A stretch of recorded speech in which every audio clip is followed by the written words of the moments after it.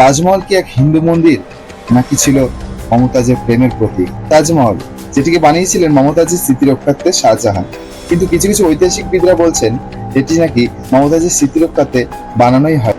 ঐতিহাসিকবিদদের মতে এই তাজমহল নাকি ছিল প্রাচীনকালের হিন্দু মন্দির, শিব ঠাকুরের মন্দির।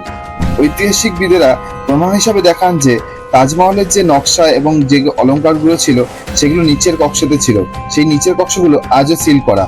কেন সেই কক্ষগুলো আজও সিল করা সেটা এখনো সবার কাছে প্রশ্নবিদ। তবে সেখানে দাঁড়িয়ে ভারত সরকার বলছেন এই প্রশ্নগুলো, এই তথ্যগুলো একদমই ভিত্তিহীন। সেই কারণে এখনো পর্যন্ত বলা হচ্ছে যে তাজমহল মুঘল সম্রাটদেরই আমলে বানানো। তবে প্রশ্নটা হলো, এই যে সব কক্ষগুলো, সেই কক্ষগুলো আজও খুলে দেখা হচ্ছে না কেন? কেন সরকার সেটার কোনো পদক্ষেপ নিচ্ছে না? তবে কি তাজমহল কোনো প্রেমের ঐতিহাসিক গল্প নাকি কোনো দখলের রহস্যজনক ঘটনা? কমেন্ট করে জানাতে পারো তোমাদের কি মতামত। আরো এরকম ভিডিও পেতে হলে সাবস্ক্রাইব করো প্লিজ।